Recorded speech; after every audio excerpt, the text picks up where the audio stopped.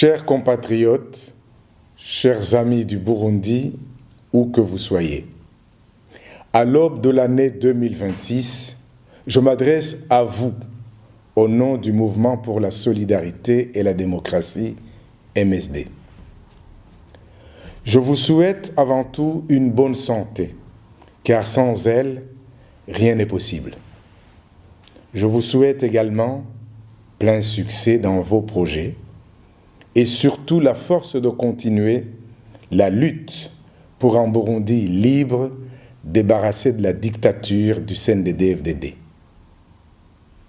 Notre pays traverse une période tragique.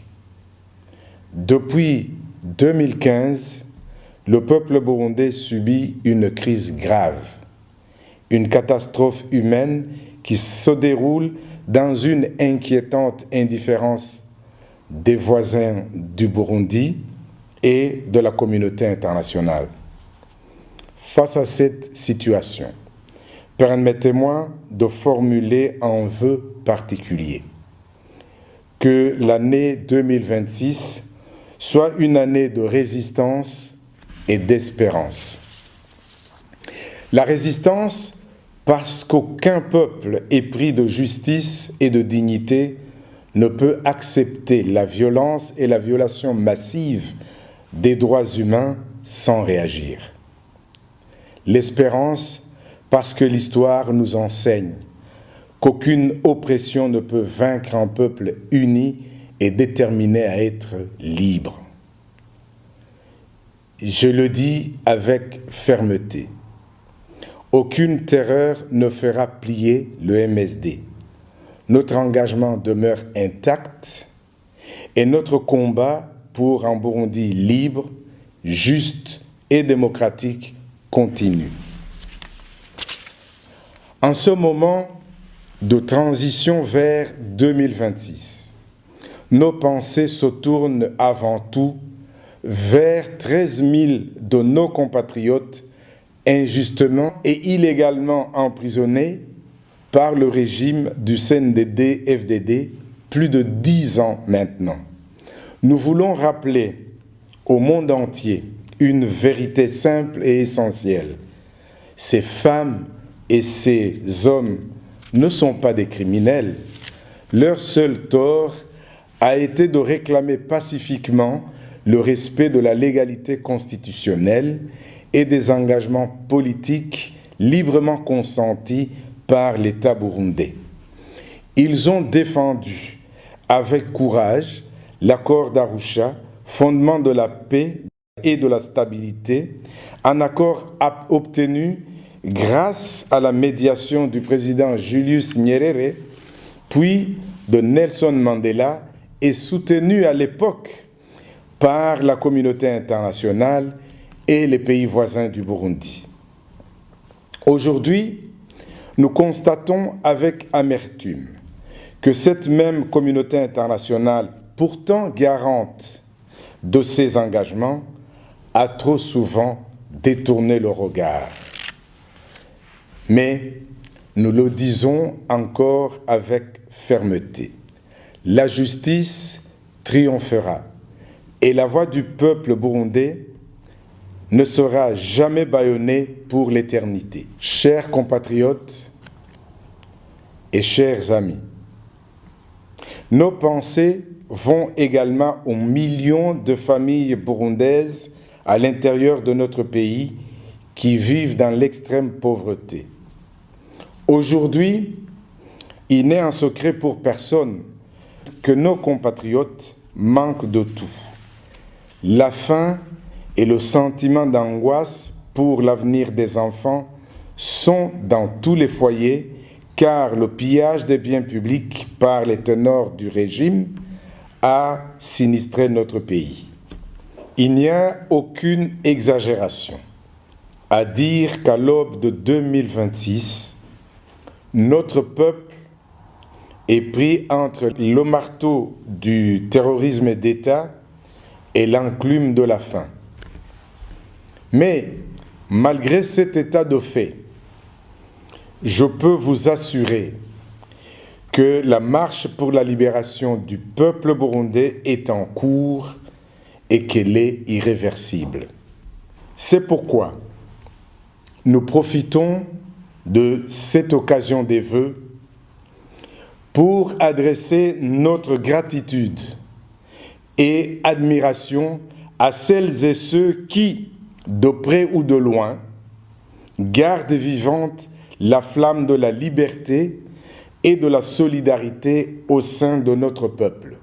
Il s'agit de, premièrement, des familles qui supportent le poids de l'exil, des humiliations quotidiennes avec un esprit de résilience. Qu'elles sachent que leur courage renforce notre détermination et que tous ensemble, nous rentrerons un jour dans notre pays dans la dignité et la sécurité. Puis des jeunes qui continuent de se former tout en cultivant la conscience patriotique collective dans le but de rompre définitivement les chaînes de la haine de l'autre.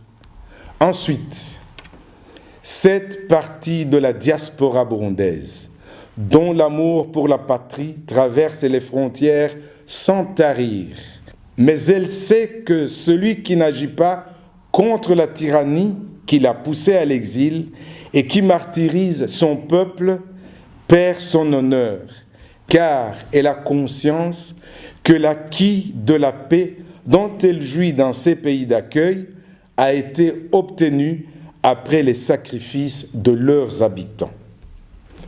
Aux amis du peuple burundais, qu'ils soient diplomates, parlementaires, avocats ou citoyens ordinaires, qui luttent contre l'amnésie internationale face à la tragédie burundaise et qui ne cessent de dénoncer les cruautés du régime du CNDD-FDD et d'appeler la communauté internationale à assumer ses responsabilités de garant de l'accord d'Arusha.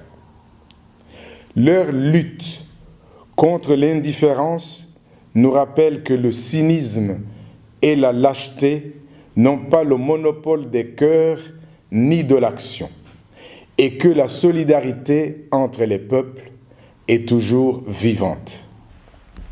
À nos compatriotes du MSD qui ont payé et continuent à payer un prix élevé à leur résistance à la barbarie et qui ne lâchent rien, nous exprimons notre profonde gratitude.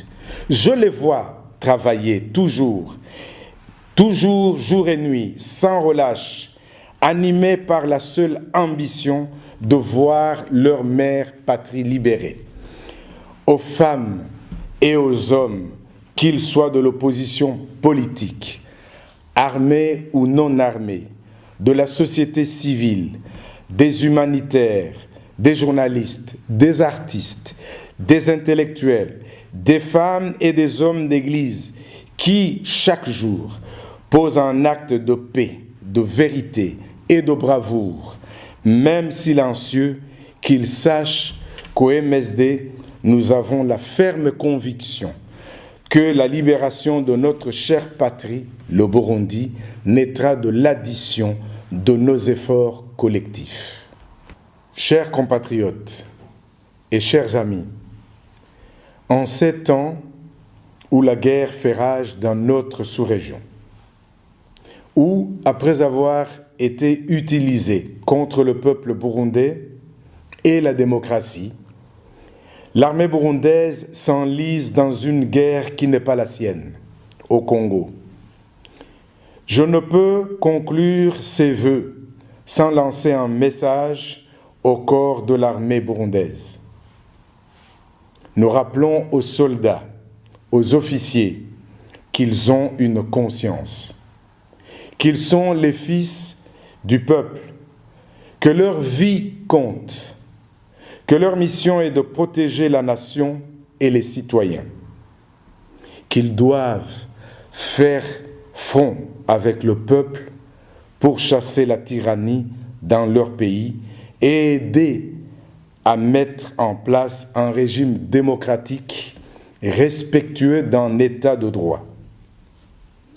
Soldats, officiers, n'oubliez jamais que c'est aux côtés du peuple que se trouve votre avenir et votre honneur. Chers compatriotes et chers amis, que l'amour de notre pays puisse nous rassembler, que la justice et la liberté tracent notre route, que l'année 2026 porte en elle la promesse d'un Burundi où la solidarité ne sera plus un slogan, mais une réalité, où la démocratie ne sera plus un rêve, mais un droit respecté, où chaque citoyen pourra enfin sentir que son avenir lui appartient. Pour un Burundi libre, démocratique et sans exclusion, au sein d'une sous-région en paix et réconciliée, nous sommes plus que jamais debout et nous vaincrons. Je vous remercie.